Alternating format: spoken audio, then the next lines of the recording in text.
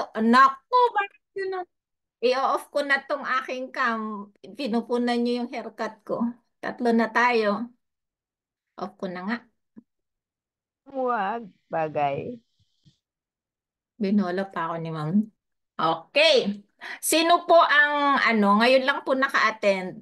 Yung wala po last Tuesday. Parang naglista po ako dito eh. Si Sir Opo, Pableyo wala. po ba dito? Si Ma'am Richel, andito po nung Ngayon lang po, ma'am. Opo, parang bago sila. Sino pa? Si Ma'am Aimee. Bago rin po ba to? Ma'am Sharon. Medyo naligaw po. Kaya ano po? Pero gusto ko yung nangyari na maaga yung link. Kasi part din po yun ng ating naisip ko yun sa sarili ko, part siya ng discipline din natin. Yung nagbabasa, tinatandaan yung mga announcement. Kasi kaninang umaga, nabasa ko na yung link. Ang aga-aga, akala ko may Zoom ng umagang-umaga. Nalimpugatan ako.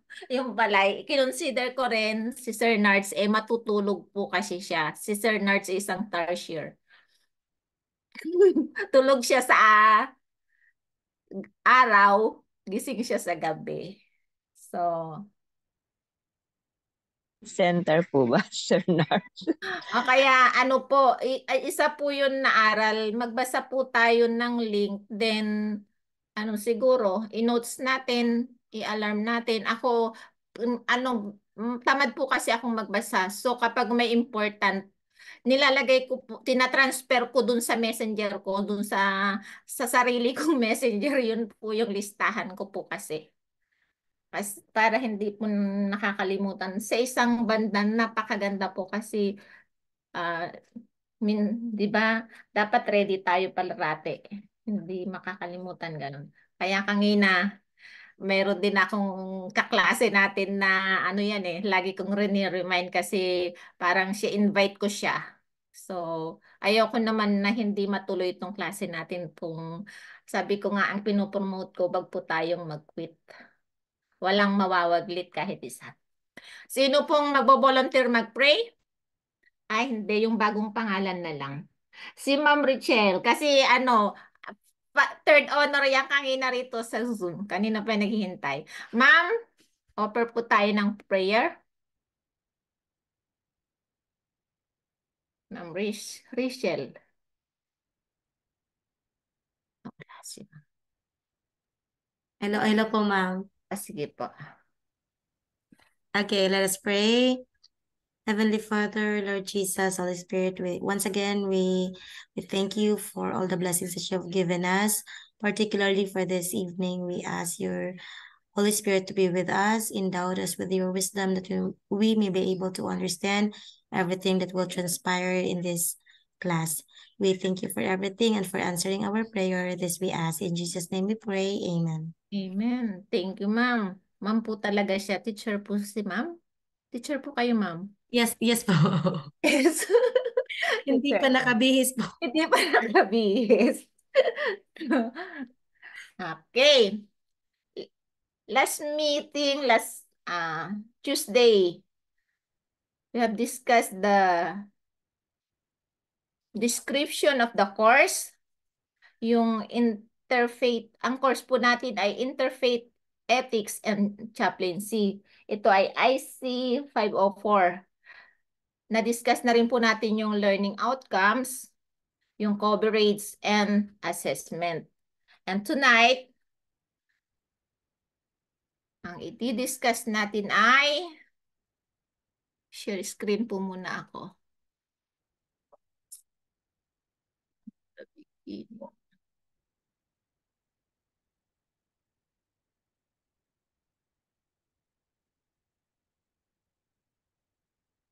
Okay.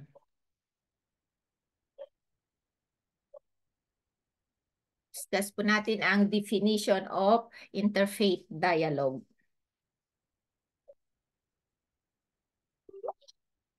Sabi po rito, pwede pong pakibasa, Sir Makam? Inaanak ko. Na-miss ko yan, hindi kami nagkita sa Isabela.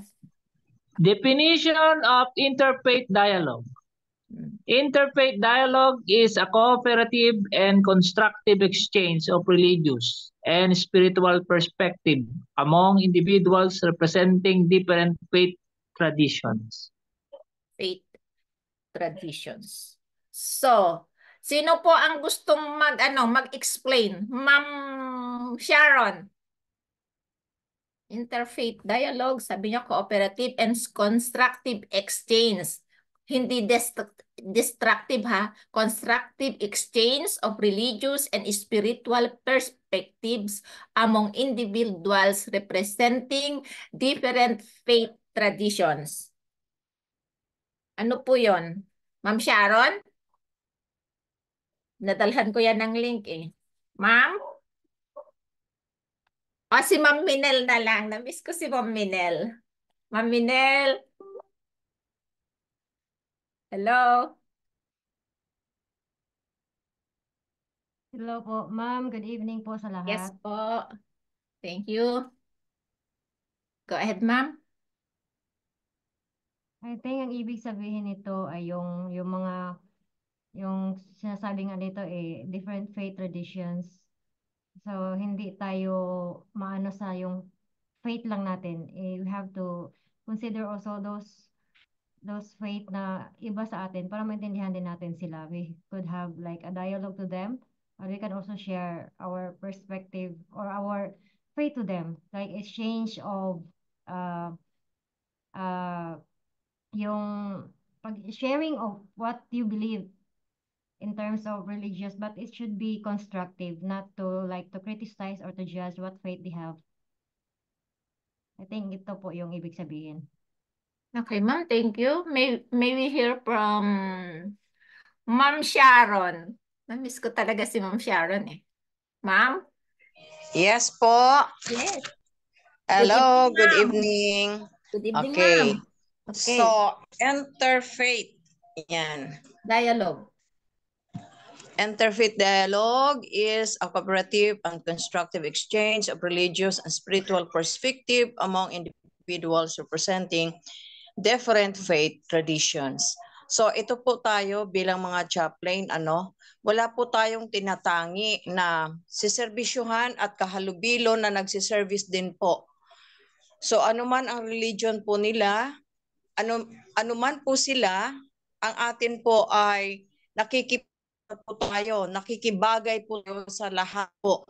At inaabot po natin sila sa kanilang mga tradisyon, sa kanilang mga pananampalataya, at hindi ito hadlang na atin maipakita ang pag-ibig ng ating Panginoon sa bawat isa.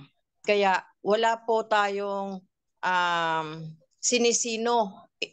Hindi po natin iniisip yung mga bagay na ay hindi yan kapananampalataya, ay hindi natin yan kabaro.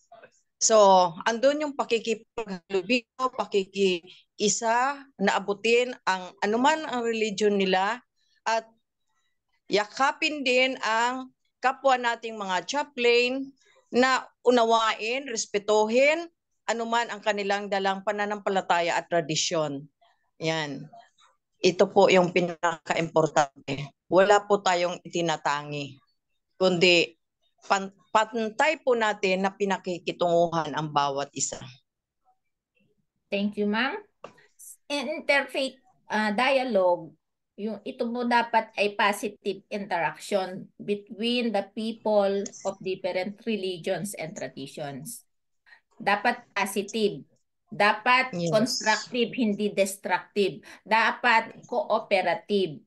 Then, sa dialogue po, it is important to use language that is inclusive and welcoming to people of all faith and perspective. With respect. Including po yung mga non-religious.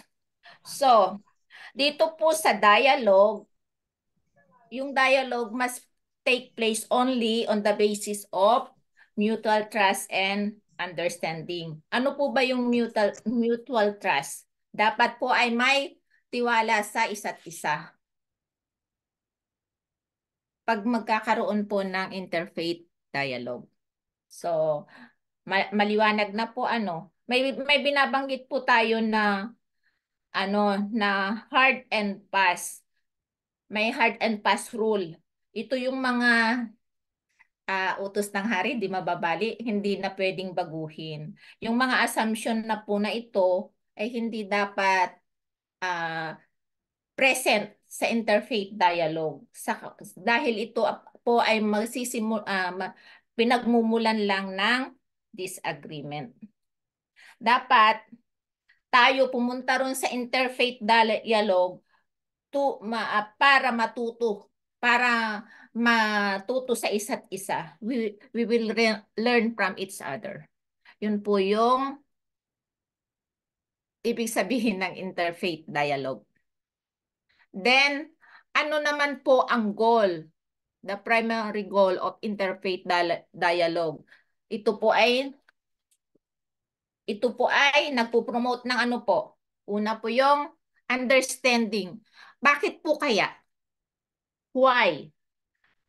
Ano po ang inyong opinion, Sir Chris Sanchez? Bakit yung interfaith dialogue ay nagpo-foster o nagpo-promote ng understanding, pagkakaunawaan? Bakit po? Anyone? Si Sir Nilbert. Ito yata yung teacher din eh. Sir Nilbert? Good evening po. Ay, babae pala yun. Mag-asawa po. Sige, si ma'am muna. Mamaya si sir. Si sir, lumabas pa po, ma'am. Ano pong pangalan ni ma'am? On po, Lavon. Labon. Naglilista po kasi ako. Labon. Okay, ma'am, go ahead po. Understanding sa interfaith dialogue, ma'am, is ano siya?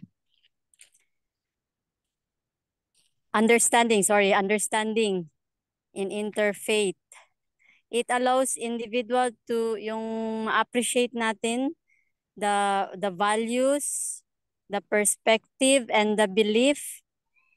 So, and yung hindi natin yung opposite sa belief natin, dapat importante kasi yung understanding na maintindihan talaga natin, kasi if we make a gap, yung hindi natin sila intindihin, magkakaproblema, like may pagka-misunderstanding. So if yung understanding, this will build, bridges, contributing to the harmonious and the tolerant society. Yun po ang pagkakaintindi ko. So, very importante po yung understanding sa interfaith dialogue po. Intindi para walang gulo. Yun lang po. Dapat magkaintindihan talaga. Opo, may pagkakaunawaan po. Kaya mayroong interfaith dialogue para may magkaunawaan. Sino pa po? Si Sir Osias. Pwede ko po bang iparinig? Pwede nyo po bang iparinig ang inyo pong about understanding? Na-miss ko rin po No, yung ma'am. boses. Okay po, go ahead. Yung pong understanding of interfaith dialogue po ay talagang napakaganda, ma'am, kasi kung wala pong pag-uusap, walang paliwanag, ay hindi magkaintindihan. Di ba? Kaya kailangan po talaga yung may magandang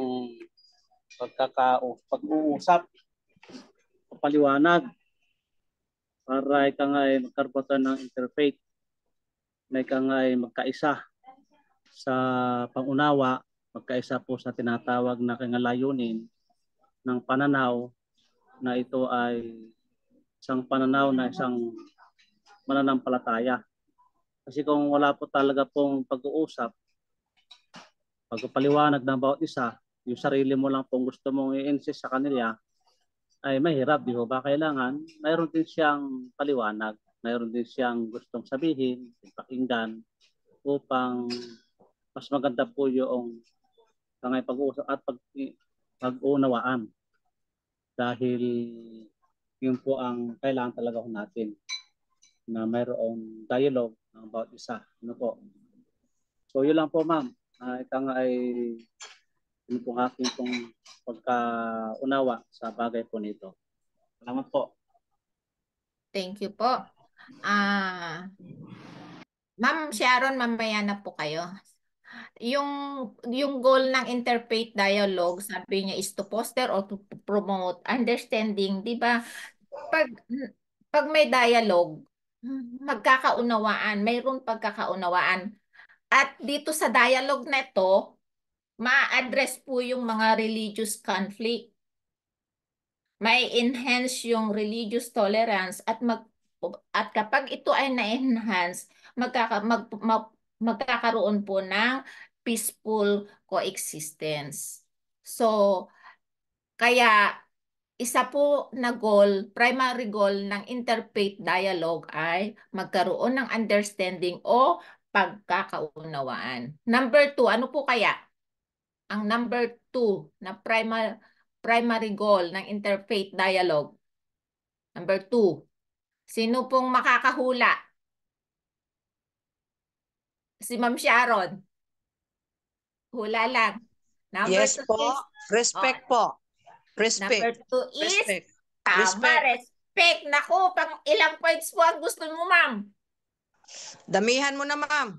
Di ba, ma'am, kayo na yung magre-record ngayon? Kaya hawak nyo na yung class card nyo.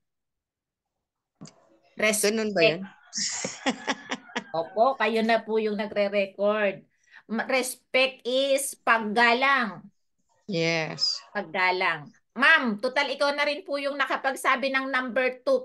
Paki-explain po bakit ito po ay primary goal ng interfaith dialogue. Okay. Respect. Ayan. Para magkaroon ng maayos na pagsasamahan, pagkakaayos sa isa't isa, we need to respect ng bawat isa nang sa ganon ay walang magiging gulo. Yan, hindi natin dapat ipilit kung anong meron natin at maliin kung ano yung hindi natin matanggap sa kanila. We need to accept them and respect them. Sino pa pong magdadagdag? Si Sir Bursley. Respect. Primary goal of interfaith dialogue is to foster respect.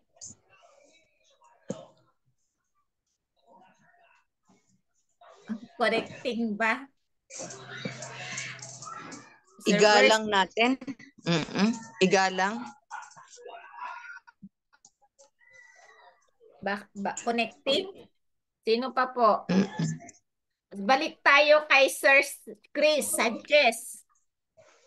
Bakit po na ang interfaith dialogue ay nagpo-promote at nagpo-foster ng respect? Kailangan po siya, ma'am, ng respect para ang bawat isa ay magkaunawaan. Pag nire-respect po natin yung kanilang faith, ay i-respeto rin po nila ang ating faith na pinanghahawakan. Maganda po itong respect sa bawat isa, respect sa sarili, at respect din sa ibang pananampalataya. Pwede pong magbigay ng halimbawa, Sir Pableo? Paano yung respect na sinasabi sa interfaith dialogue? Sir Faustino po, nagtaas ng kanyang kamay. Okay, Good sige po. evening, ma'am.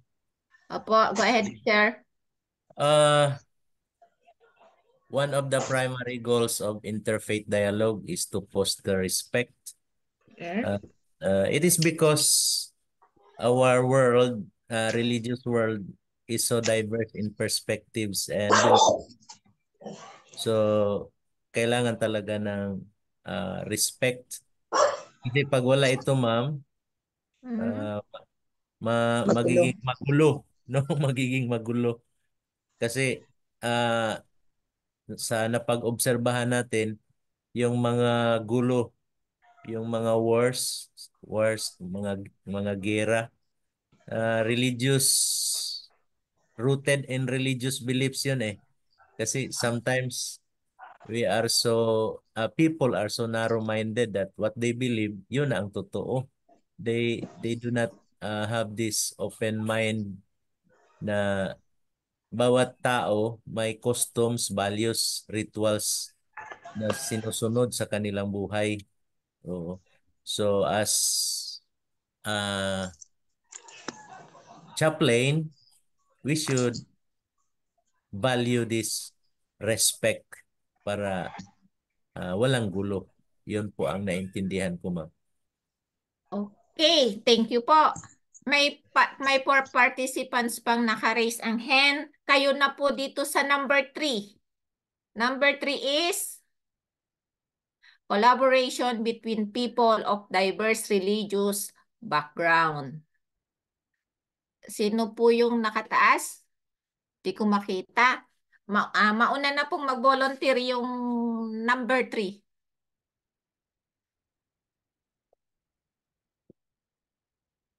May 3 silang nakataas ang kamay. Hello po, ma'am. Okay, sino po sila, ma'am? Rachel po. Rachel, Isto. si ma'am. Okay po, Okay. ma'am. I would like to share about collaboration between people of diverse religious backgrounds. I would like to share an experience in our school. Mhm. So every month we have the mass in school, so for all Catholics, and then we also have gathering of students and teachers from Protestant churches. So from other churches, or wherein we also have our devotional, then we collaborate with other churches. We have scheduled church to organize or to preside, to do the service. Then we also have activities like bundles of joy, giving like rice or some food or used clothing in the community. So that's an example of collaboration which will be promoted when there is interfaith dialogue. I would like to also add to one of the goals, which is respect, because we can only respect some people if we truly know their faith or the background of what they believe in. Like for example, nowadays we have prejudices and biases. And somehow, if we do not communicate with them and we do not get to know them more, we somehow incline to that end nga mag-prejudice or we have biases. But if we get to know them and we have this we follow this concept of agreeing to disagreeing, like we agree that we disagree somehow in some aspects, like in our religious beliefs and in our culture or our faith. That's it, ma'am. Thank you, ma'am. Sino pa po yung dalawa? Bigyan ko po kayo ng time. Yung Ma'am? dalawa po kanina. Si Minel po ito. Si Ma'am Minel. Go ahead, ma'am. Dito sa number 2, respect and collaboration, gusto ko magbigay ng sample dito sa Thailand. Kasi mostly sa kanila Buddhist. So sa amin, ginagawa namin is like for example, sa temple, we conducted health expo. Regardless of yung, kasi nasa temple mostly doon, hindi talaga mostly, nasa temple mga monk yun. So nag-reach out kami sa kanila without yung prejudices or discrimination sa kung anong meron din na belief sila. So we more into contextualize na magkanda kami ng health expo doon sa kanila. And then we also respect kung anong meron sila. Na hindi namin sabihin na, kasi mo kayo dapat magdamit kayo ng ganito kasi papunta kami dyan. Or basta we have to understand the belief or tradition na meron sila, especially sa temple. kasi mga monk ang nandoon. So, yun yung mga ginagawa namin. Or it could be like we conducted a uh, and sa mga bata, sa orphans.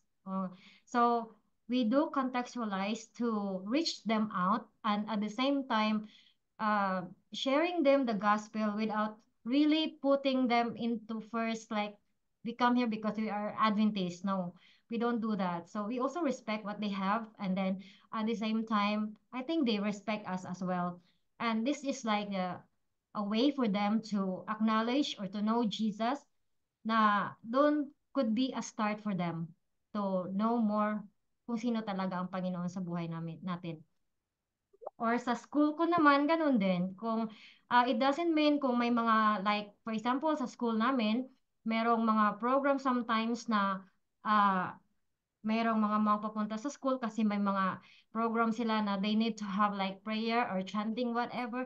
I will be there during sa program, pero it doesn't mean that I also worship that what they have worship. This is some sort of respect kasi nandun ka din sa ano nila, sa territory nila. Yun lang po. At saka collaboration kung anong meron din sila.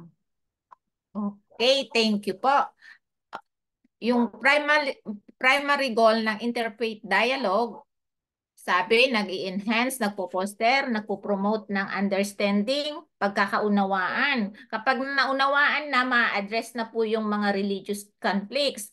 Then, naunawaan mo, magkakaroon ka na ng respeto. Kasi, kaya pala sila ganun. Naunawaan mo na, may respect ka na sa kanila. Then, yung respeto na yon, yung unawaan na yon, ay pupunta tayo sa number 3, collaboration. Magkakaroon na ng pagtutulungan. Yung mga, kahit magkakaiba tayo ng background, ng pananaw, magkakaiba na yan, ano na, magkakatulungan na po tayo. So, sa tingin ninyo, maganda po ba ang magkaroon ng interfaith dialogue? Kapaki-pakinabang? Yes po. Waste of time o Yeah. ano? Kailangan siya. It's very helpful. Kailangan. Kailangan. So, Yes. this intentional conversation allows participants to share their beliefs, practices, and experiences, promoting a deeper awareness of the commonalities and differences that exist among various faith communities. Kaya kailangan nating magkaroon ng interfaith dialogue. Then, Ma'am, pwede mag-react, ma'am? sige po, Ma'am? mamaya. Interfaith dialogue goes beyond mere tolerance. It seeks to build bridges of empathy and cooperation, encouraging individuals to engage in open-minded and Yes. respectful discussions about their religious convictions. This process acknowledges the rich diversity of religious traditions and aims to dismantle stereotypes, misconceptions, and prejudices that may exist between the communities. Ito na yung summary ng lahat ng sinabi ninyo po. Okay. What are the key elements of interfaith dialogues? Number 1, active listening. Itong active listening na to, kahit pa dun sa ibang subject natin, nababanggit po ito. Why active listening is the key elements of interfaith dialogue? Sino po yung kanina yung gustong mag-react? Kayo na po. Mr. Faustino po. Okay po. Regarding doon sa kailangan talaga ng interfaith dialogue, minsan ma'am, magiging polarized yung discussion pag walang consensus. So before mag-agree ng interfaith dialogue, kailangan may consensus talaga bawat parties. Kasi it happens years back, we have our dialogue with different faith in our office. Yung isa, evangelical, ang kanyang what he believes, yun na talaga. Ayaw na niyang tanggapin yung mga belief namin. For example, we discussed Daniel 12 na yung sinabi doon na in the last days, Daniel, Michael, the archangel,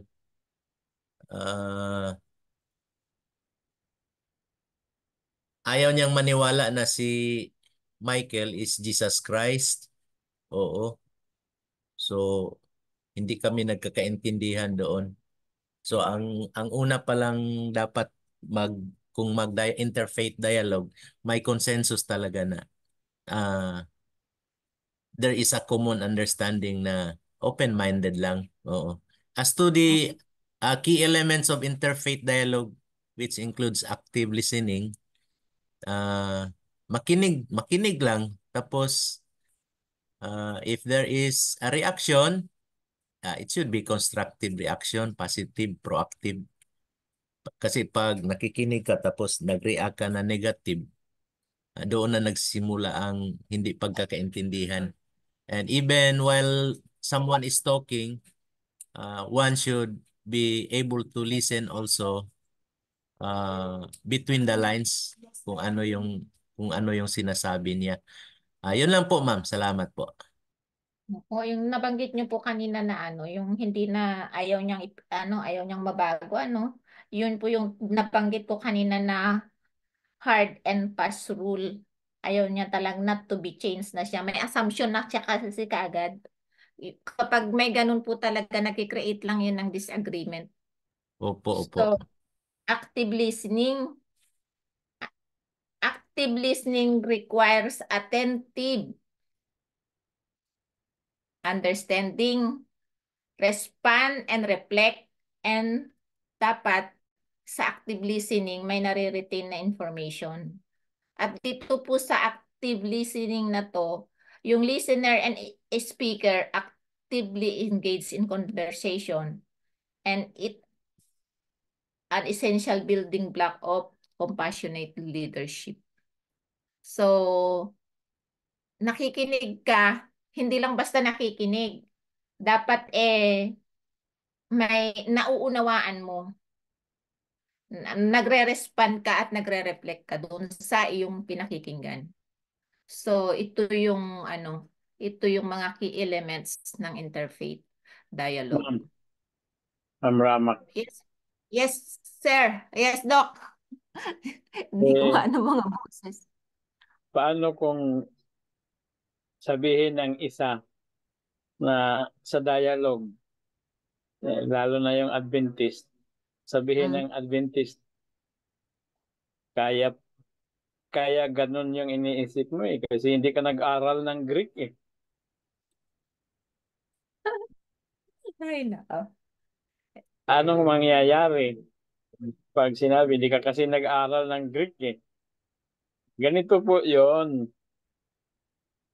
Sa ano ang mangyayari doon? Another illustration sa mga dialogue ngayon na nangyayari. No? Sabi ng isa, nabasa ko lang ito lately. Sabi ng nag-post, sadly, many Seventh-day Adventists still believe that obedience to the law is a means, something like that, is a means to be saved. Tapos sagot din yung Adventist, bakit?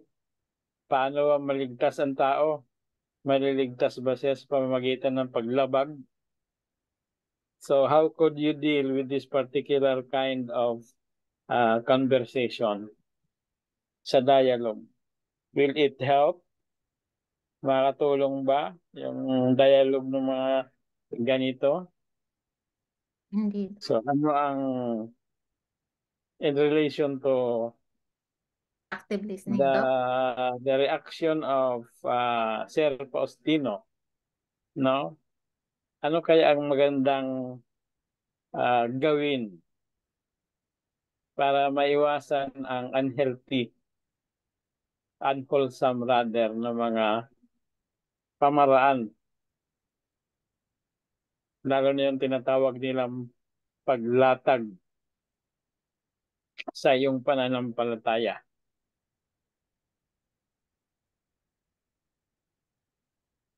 Di ba, Dok, nagsiset na po sila ng mga rules?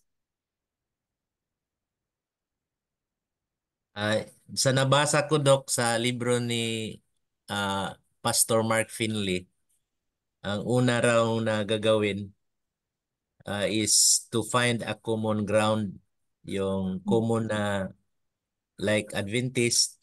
So kung ano man yung sa Bisaya pa atbang,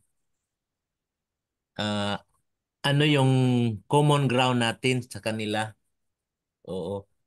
Pag mag-discuss tayo ng opposite, yun na, hindi na magkakaintindihan. Pero pag common ground like Trinity. So, yung ibang mga Baptist, Pentecostals, naniniwala man yan sila sa Trinity.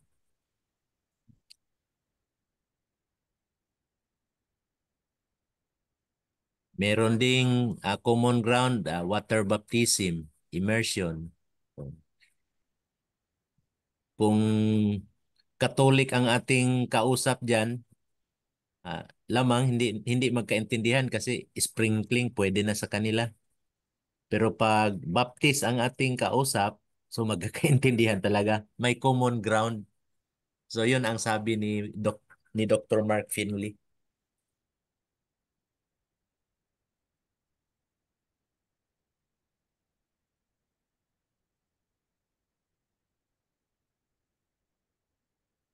Sino pa pong may sagot doon sa nilatag ni Doc Ray?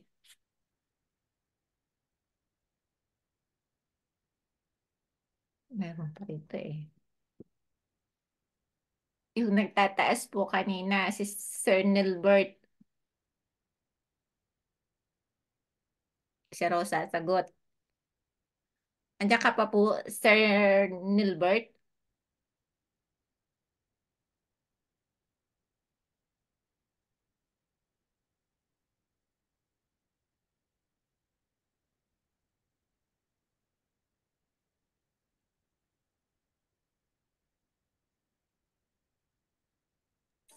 Hello po, ma'am. Nag-toilet ako na.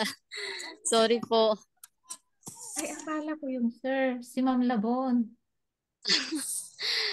Lumabas pa po siya ng bahay, ma'am.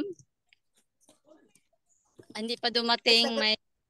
May sagot po kayo dun sa inano po ni sir na doc na situation? Hindi ko po narinig, siguro naka-open yung faucet, ma'am. Hindi ko narinig yung ano ni Doc. Sorry po.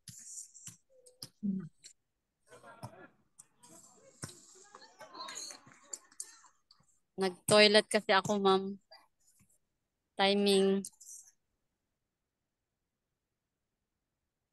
Alam ko na kung sino sasagot doon. Si Ma'am Sharon.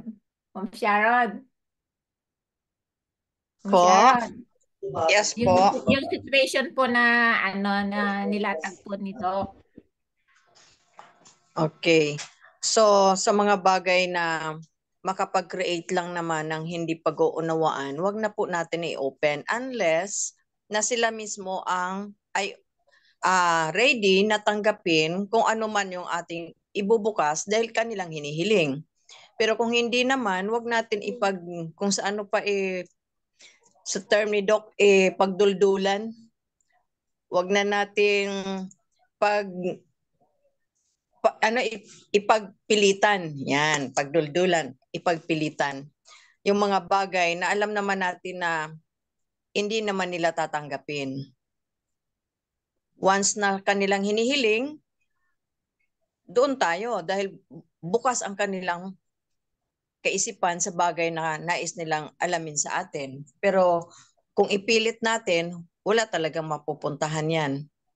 Kaya iwasan yung mga bagay na hindi magkaroon ng pag-uunawaan. tama yung sinabi kanina na common ground.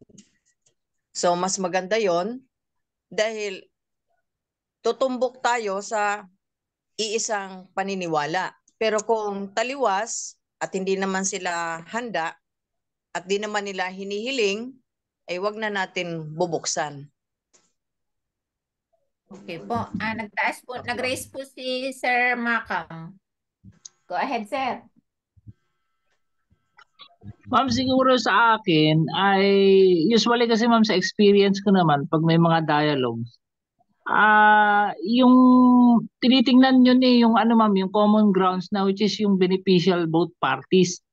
For example ma'am, sa BGMP feeding namin, sa mga program namin, nung ako po ay hindi pa chaplain, pero ako po ay isang naging executive director ng isang foundation. Interfaith din siya kasi hindi siya pwedeng mag-front na yung foundation is from Seventh-day Adventist. So parang yung aking ano dun ma'am, work, talagang nag-ano kami ma'am, nag-sponsor kami ng iba't ibang religion. So doon ma'am, yung common grounds namin is beneficial to both parties, which is kung ano yung pwedeng maitulong doon sa programa o sa bawat isa. For example ma'am, sa community, ang na-sponsor namin is Lord of the Nation. So sila po ay naghahanap ng sponsor. Yun nga pong foundation namin ay yun po yung work. Yun yung talagang trabaho namin. Naghahanap din kami ng may sponsoran. So doon ma'am, ang titingnan natin pag sa dialogue is yung beneficial to both parties, hindi po yung doon kayo mag-aaway. Kasi talagang kapag ganun ma'am, nagkakaroon na talaga ng ano ma'am, ng separation pag ganun kapag beliefs, yung ibig ko sabihin ma'am, yung mga doktrina ang pag-uusapan nyo, talagang hindi kayo magkakaunawaan ma'am. Pero yung makakatulong sa bawat isa, lalo na sa community, na yun ang magiging common grounds nyo, I think ma'am, yun ang mas magandang pag-usapan sa dialogue, hindi yung doktrina. Kasi kapag ganun ma'am, magkakaroon talaga ng debate. Yun lang ma'am yung akin ma'am. Okay po. Number 2 na elements ng interfaith dialogue is empathy. Yung empathy is putting yourself in someone's position and feeling what they are feeling. At mag-jump na po tayo sa number 3 kasi ito yung lagi yung nabanggit na natakil na commitment to finding common ground. Key elements po siya ng interfaith dialogue. Bakit po? Common ground. Kailangan i-discover po natin yung shared interest natin. People can break the ice and create a comfortable atmosphere for teamwork. Diba? Binanggit na po, in-explain na po kanina yung finding the common ground. So, by creating spaces for dialogue, individuals from different faith tradition can contribute to promote peace, the promotion of peace. So, kung nga naman ang pag-uusapan hindi tayo magkakaunawaan, magkakabahagi tayo, pinasok mo na yung doktrina mo, pinasok na rin niya yung kanya. Yung peace po kaya yon? Paghiwa-hiwalay. Number 2 is mutual respect. Do po sa promotion of peace, ano po ba yung itong peace po kasi i-fruit po ito ng justice and love. And all peace requires respect of human life, which in turn involves the safeguarding of dignity and the freedom of people. Sa mutual respect is about everyone being valued for who they are and what they bring to the table. So, kanina nabanggit yung respect, di ba? Kailangan irespeto natin sila. Irespeto yung pananaw nila, yung kinatatayuan nila. Bakit ba nga naban natin bubuwagin? It involves seeing people unique contribution, recognizing and understanding differences, and celebrating diversity, but also capitalizing on common ground. So, number 3, Ma'am, a shared ma'am, po. okay. Itong ating interfaith dialogue na being discussed, no? Intindihin natin na ang context nito is chaplaincy ministry, no? Ang context is chaplaincy ministry, hindi po sa Doctrine. indoctrination and evangelization, no? So, ang common ground dito, tama po yung sinabi na kung ano ang mga bagay na kailangan sa Bisaya tambayayungan, no? Paano ba ano bang English niyan? Collaboration, no? Mga bagay na ang bawat anong tawag nito? Ang bawat sabihin natin simbahan ay makakatulong. So, kung paano ito ma-improve, ayun po ang common ground na dapat pag-usapan. However, may mga panahon din na naisisingit kasi mayroong at least sa ating part, pag maisingit nila ang kanilang doktrina, no? Doktrina, nasa atin yan kung paano tayo mag-respond with active ears, no? Sa pakikinig. Kasi importante ang pakikinig para maintindihan natin sila. Well, alam naman natin na, say for example, ang mga Muslim ay hindi kumakain ng baboy katulad sa atin, no? So, kumbaga ito pong interfaith dialogue kung sakaling hindi tayo Adventist, no? At ito ay pinapag-aralan din ng mga nagchachaplain sa ibang religion. Dapat marunong sila, matuto silang makinig kung ano ang posisyon ng isang simbahan parte sa bagay na ito para maintindihan nila, no? Tapos ang mga rules sa tinatawag na interfaith dialogue, dapat makinig lamang po talaga, no? At kung gustong magtanong, clarification. Kasi kung sa interfaith dialogue ay ang purpose is to bring down one's faith, hindi na po yan maglilid doon sa tinatawag peace, harmony, at saka cooperation, collaboration. Kasi mabubuwag na po, magkakaroon ng tinatawag na division. Ang isang relihiyon magiging prejudice na. Pero if you only work on the common ground at kung hindi maiwasan na makapag-share ng faith, just listen. Ang advantage po, maintindihan mo kung bakit ganoon sila. No? So, pero hindi para gibain ang kanilang paniniwala. So, dapat ganon ang tinatawag understanding sa bawat isa. Ganon na rin sa atin. No? Say for example, dapat maunawaan nila kung ano ang pwede at ano ang hindi. No? Para magkaroon ng tinatawag understanding sa bawat isa. No? So, tama po yan, establish the common ground.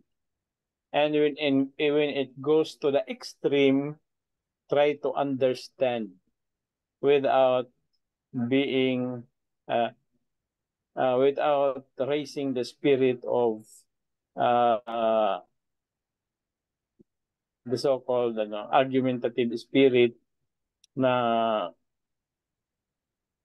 magtatry mong i-break down ang kanilang paniniwala because the forum is not right. It is not the right forum.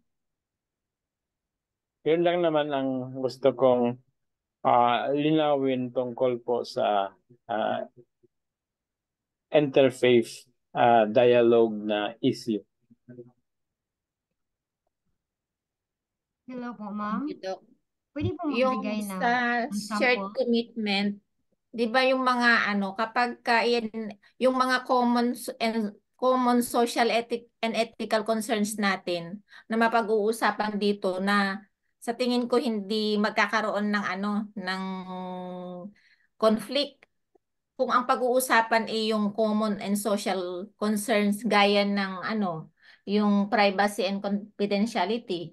Halimbawa, yung mga issue sa related sa vulnerability ng population, sa healthcare, yung employment discrimination.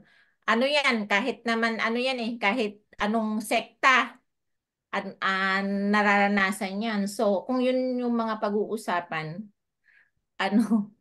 hindi naman magkakaroon ng hindi pagkakaunawaan. So, maganda na yung interfaith dialogue talaga, lahat ng kasama doon ay makakakontribute dito sa mga na to, common social issues na to and ethical Excuse me concerns. po, ma'am. Pwede po magbigay ng sample dyan sa dinugtong ko lang sa sinabi ni Doc Raja. Sige po, ilang minuto na lang ba tayo? Okay, magbigay po ako ng sample dyan. Halimbawa dito sa Thailand, nag-apply ako ng work. Kasi usually, gusto nila mag-work ako ng Sabado. So during the interview, I clarify to them about my belief na kailangan ko talagang pumunta ng Sabado sa church. I should not work every Saturday. So, pagkasabi ko sa kanila, hindi yung parang provoking, in a way na provoking sa kanila. Sinabi ko in respect na I believe, I respect what faith you have. Nirespeto ko yung faith and mga beliefs ninyo. Pero hoping na irespeto nyo din yung belief ko na ganito din yung paniniwala ko sa Panginoon ko. So ganun yung pag-approach ko sa kanila ba. So somehow they would ask, okay, what is Saturday? Why do you go to Saturday to the church? So somehow na-explain ko din sa kanila na ito yung Sabbath. So through that, naiintindihan nila, okay, sa Sabado pala hindi ka pumupunta kasi ganyan yung ano mo. So, wala doon yung nag-argue ako sa kanila or I have to impose what I believe. Kailangan ko ding sabihin sa kanila na nirespeto ko din kung anong meron sila. Yun lang po.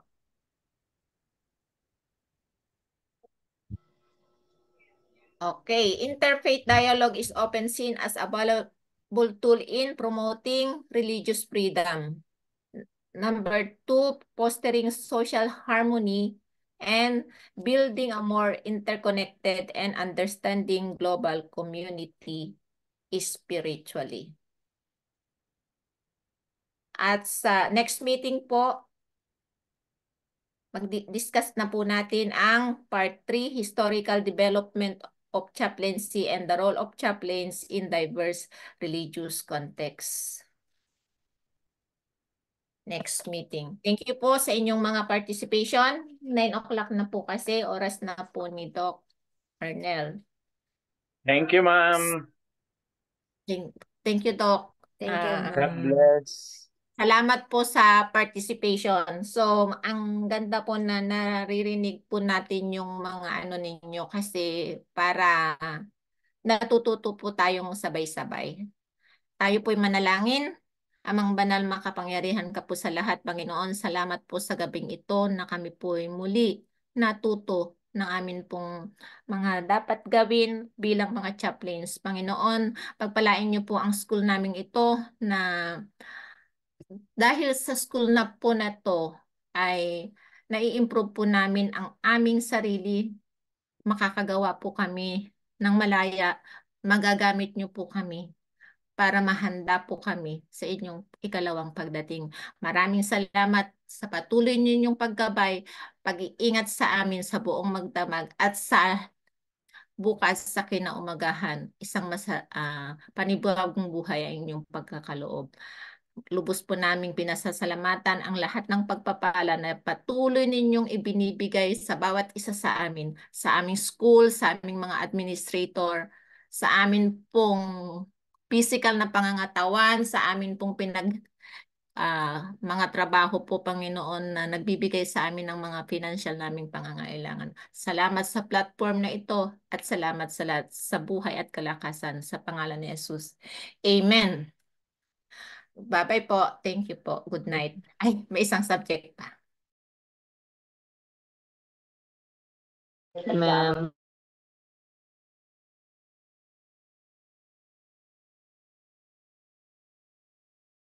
Okay. Break muna tayo ng 60 minutes. Break muna pa kayo. Huwag muna kayo matulog, ha? Tulog na po ako noon.